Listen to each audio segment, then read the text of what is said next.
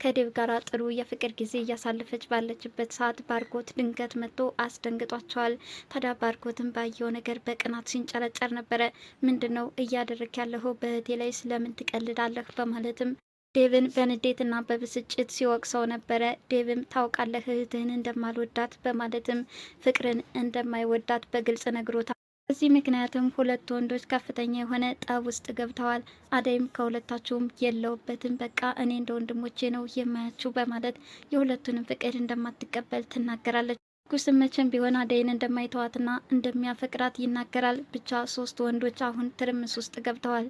ጓደኛዋ ለምለም ግን ለምን የዴቭን ፍቅር ተቀብለሹ አብራችሁ አትኖሩም በማለት አደይ ነግራታለች። አደይ ግን በፍጹም የፍቅር ስሜት የለኝም፣ እንዴት ብዬ ሳላፈቅረው ከእሱ ጋር አብረን መኖር እንችላለን እያለቻት ትገኛለች። ለውሳኔ ተቸግራ ያየቻት ለምለምም ልብሽን አዳምጭና ወስኝ በማለት አደይን መክራታለች። ሰላም ጤና ይስጥልን ውድና የቻናሌ ቤተሰቦች እንደምናላችሁ በያላችሁበት በአለም ዳርቻ ሰላማችሁ ይብዛ እያልኩኝ ሰራተኛዋ አደይ ክፍል 76ን የምንመለከት ይሆናል። ባለፈው ክፍል ከለምለም ጋር ለምን ትቀራረባለህ በሚል ኤላ ቅናት ስለተሰማ ወደ ደመቀ መጥቶ ነበረ። ሁለተኛ ከለምለም ጫፍ እንዳትደርስ እንዳላይህም በማለት አስጠነቀቀው። እሱም ምንድነው ያደረግኩት? ምናልባትም ከቤት ልቀር እችላለሁኝ እንጂ ከለምለም ጋር ማውራቴን ግን አልተውም በማለት እልህ ገብቷል። ይኸውልህ ከኤላ አትድረስ እያልኩ እያስጠነቀቁ እንዲህ አይነት ነገር መጣብን እያለ ንጉስም ስለተፈጠረው ነገር ፍርሃት ተሰምቶታል። አደይም ወደ ለምለም በመሄድ ኤላ ስለተናደደበት ጉዳይ እየጠየቀቻት ነበረ። ለምለምም ከኤላ ጋር ለምን ተጨመርሽ በሚል ስሜት ሳይናደድ አይቀርም በማለትም ነገረችው። ደመቀ በጣም መልካምና ጥሩ ልጅ ነው፣ ከአባቴ ጋርም ይዋደዳሉ። ለምንስ ከአባትሽ ጋር ከተዋደደ አንቺን አሳልፎ አልሰጠሽም? በጣም መልካም ልጅ ነው በማለትም ለምለም አደነቀች። አደይም አዎ አሳልፎ መስጠት ይችል ነበር፣ ነገር ግን ይህን ጉዳይ አላደረገውም በማለትም ነገረቻት። ለምለምም አንቺ ግን ደህና ነሽ ወይ? ቅር ያለሽ ነገር አለ በማለትም ስለተፈጠረባት ነገር ጠየቀቻት። ከዴቭ ጋራ የማደርገው ግራ ገብቶኛል፣ እሱም እለት እለት ፍቅሩ እየጨመረ መጥቷል በማለትም ነገረቻት። ለምን የፍቅር ጥያቄውን ተቀብለሹ አብራችሁ መኖር አትችሉም? አለች ለምለም። አደይም እንዴት ብዬ ሳላፈቅረው አብረን መኖር እንችላለን? ለምለምም ከሚጠይቁሽ ወንዶች መካከል ለልብሽ ቅርብ የሆነውን ለምን ከጎንሽ አታደርጊም? ልብሽንም አዳምጭ፣ ከራስሽ ጋራ ምከሪ በማለት ነገረቻት። አደይም አሁን ባለውበት ሁኔታ ማንም ከጎኔ እንዲቆም አልፈልግም፣ ማንንም አላፈቅርም አለቻት። እኔ ግን በአንቺ ላይ የታዘብኩት አንድ ነገር አለ። ዴቭና ፍቅር ወደ ፍቅር ህይወት ሲያመሩ አንቺ ግን ደስ አላለሽም ነበር በማለትም ነገረቻት። እንደዛ ሳይሆን ፍቅርን ሳይወዳት ወደ ሌላ ህይወት መግባታቸው ነገ ፍቅር ትጎዳለች ብዬ ስላሰብኩ ነው በማለትም አደይ ትናገራለች።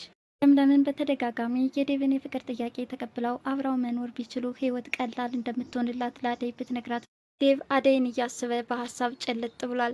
አሁን ወደ ነማሚ እንመለሳለን አንመለስም ተናገር በማለትም ዴቭን ጠየቀች።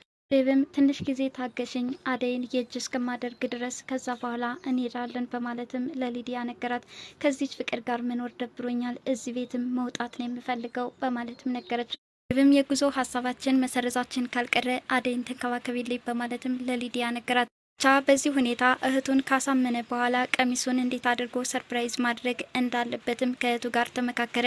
ሊዲያም እንደዚህ ሆነህማ አደይን ሰርፕራይዝ አታደርጋትም፣ አበባ ቸኮሌት እናዘጋጅ በማለትም ምክር አመጣች። በዚህ ሀሳቧ ዴቭ በጣም ነበረ ደስ ያለው። ጥሩ ሀሳብ አመጣሽ፣ በይ አደይ ሳትመጣ አስተካኪ በማለትም አዘዛት። ሊዲያ በታዘዘችው መሰረት አበባውንና ቸኮሌቱን አስተካከለች። ደመቀም ከኤላ ጋራ እልህ ስለተጋባ እንደውም ከለምለም እሄዳለሁኝ የማንም መጫወቻ ልሆን ወይ እንዴትስ መጥቶ ይናገረኛል በማለት ተደፈርኩ አይነት ስሜት እየተሰማው ስለሆነ ከንጉስ ጋር መጨቃጨቁን ተያይዞታል። እባክህን አርፈ ተቀመጥ፣ ለምንስ ጫፏ ትደርሳለህ በማለት ንጉስ አርፎ እንዲቀመጥ እያስጠነቀቀው ቢሆንም እስኪ ምን ያመጣል እንተያያለን ወደፊት እያለ እየፎከረና እየዛተ ይገኛል። ሊዲያ ለአደይ የተዘጋጀው ሰርፕራይዝ በፍቅር አማካኝነት እንዳይደናቀፍባት ስለፈለገች ወደ ውጭ ወጥተን እንምጣ ጸጉራችንም እንሰራ በማለት ፍቅርን ወደ ውጭ ዛት ወጣች።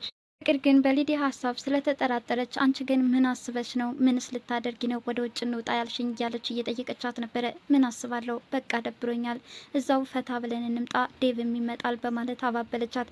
እሺ ዴቭ ካለ እመጣለሁ በማለት በሀሳቧም ተስማማች ፍቅር።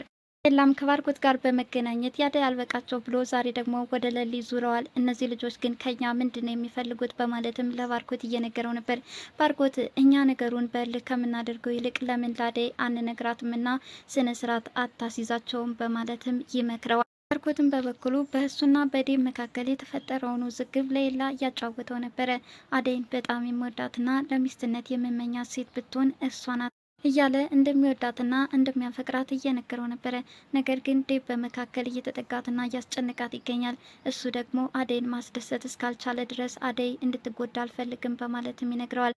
ከፍቅር ጋር የጀመረው ግንኙነት እውነትን በልህ ከሆነ ነገ እኔና እሱ አንገናኝም ይለይለታል በማለትም ይነግረዋል። ኤላም በበኩሉ ከፍቅር ጋር የጀመረው ግንኙነት እኔም በልህ እንደሆነ ነው የምረዳው በማለት ይነግረዋል።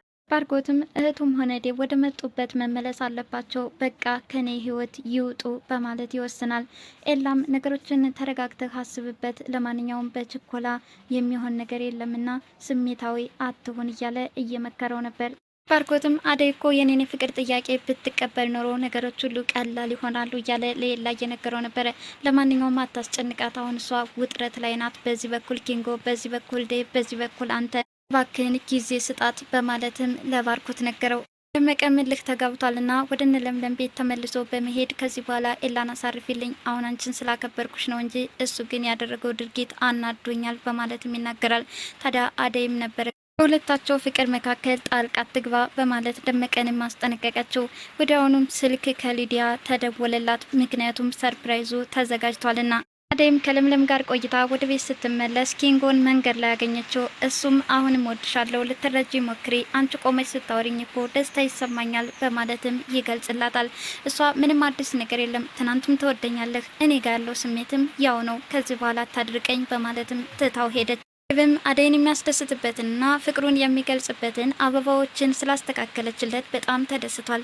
ስለተረዳሽኝና ስላደረግሽው ነገር በጣም አመሰግናለሁ በማለትም እህቱን አመሰገነ። እሷም በዚህ ሁኔታ ነገሮችን ካስተካከለች በኋላ ፍቅርን ወደ ጸጉር ቤት በማለት ስትሄድ ፍቅር መንገድ ላይ ቆማ ነበር። አደይ ከነ ለምለም ቤት ስትመለስ መንገድ ላይ እየተገጣጠሙት፣ የት ልትሄጅ ነው ፍቅር፣ በሰላም ነው ወይ በማለትም አደይ ጠየቀቻት።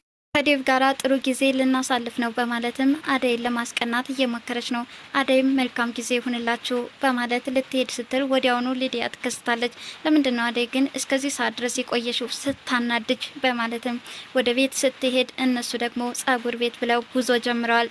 ደመቀና ለምለምም አገር ሰላም ብለው የቤተሰብ ወሬ እየተጨዋወቱ ባሉበት ሰዓት ኤላ መጥቶ ምን ልታደርግ መጣክ በማለት ደመቀን ያንቀዋል። ለምለምም ኤላ ምን እያደረክ ነው ልቀቀው እንጂ በማለት ሁለታቸውን እየገለገለች ሳለ የገላጋይ በትር ለምለምን አግኝቷታል።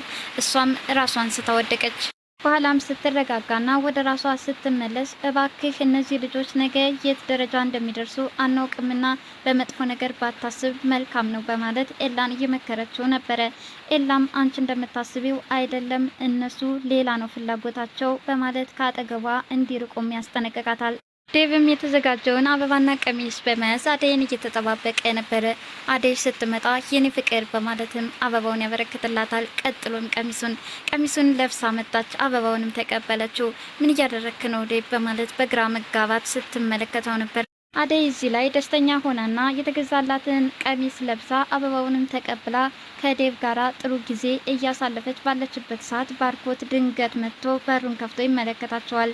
ሁለታቸውም ከፍተኛ የሆነ መደናገጥ ውስጥ ይገባሉ። ባርኮትም ምን እያደረጋችሁ ነው? ምንድነው የማየው? በማለት ይጠይቃል። አደይም በድንጋጤ እየተብረከረከችና ሰውነቷ በፍርሃት እየራደ አንተ እንዳሰብከው አይደለም ባርኮቴ በማለት ለማባበል እየሞከረች ነው። ባርኮት ግን ጭራሽ ፍቅርን ትተህ ደግሞ ከአደይ ጋር ምን ትሰራለህ? በማለት ከዴቭ ጋራ ተፋጠዋል። ዴቭም አንተ እኮ ቤዛን ስታጣ ነው ወደ አደይ መጠጋት የጀመርከው፣ ድሮም ቢሆን ፍቅርን እንደማልወዳት ታውቃለህ በማለት ትክክለኛ ስሜቱን ይነግረዋል። በዚህ ሁኔታ ሁለታቸው መፋጠጥ ውስጥ ሳሉ አደይ ግን እኔ ማንንም ፍቅር ልቀበል አልችልም፣ ሁለታቸውም ወንድሞቼ ናቸው በማለት ትገልጻለች። ሊዲያም ፍቅርን ጸጉር ቤት እያለች እየጎተተች ከወሰደቻት በኋላ ዴቭ አይመጣም እንዴ የት ነው የቀረው እያለች እየጠየቀቻት ሳለ ዴቭ ከአደይ ጋራ ጥሩ የፍቅር ጊዜ እያሳለፈ ነው ምን ታመጫለሽ በማለት አቃጠለቻት። ፍቅርም እኔ ላይ ጨዋታ ለመጫወት እየሞከርሽ ነው በማለትም በቅናት ስትንጨረጨር ነበር። ታዲያ ያሰበችው ያልተሳካላት ፍቅርም እዚህ ድረስ ጎትተሽ መጥተሽ አሾፍሽብኝ በሚል ሊዲያን እየተሳደበችና ለመደብደብም እየሞከረች ነበረ። ደርሰው ያስጣሏት ኪንጎና ደመቀ ነበሩ። በቃ ተያት ልጅቷ ሰበብ ትሆንብሻለች አቅመም የላት በማለት ገለገሏት። ፍቅርም በንዴት እየተንጨረጨረች ወደ ቤት ተመልሳለች። በአደይና በዴቭ መካከል የተፈጠረውን ነገር ባርኮት ከተመለከተ በኋላ ወደ መኝታ ክፍሏ በመሄድም አደይን ምንድነው የሰራሽው? ስህተት ነው፣ ለምን እንደዚህ ታደርጊያለሽ? በነገር ናላዋን ሲያዞረው ነበረ።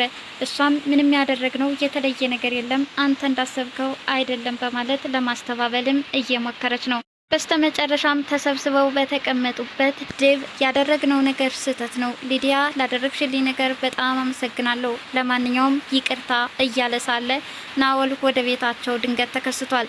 ሊዲያም ናኦል በማለት ካሉት ቤተሰቦች መካከል እሷ ቀድማ ተነስታ ናኦልን ስማዋለች። እንግዲህ የዛሬው ፕሮግራም በዚህ ነበረ የተጠናቀቀው። በቀጣዩ ቪዲዮ እስከምንገናኝ ድረስ መልካም ጊዜ ሆንላችሁ እያልኩኝ ለቻናሉ አዲስ የሆናችሁ ላይክ፣ ሼር፣ ሰብስክራይብ በማድረግ ቤተሰብ የሆኑ አመሰግናለሁ።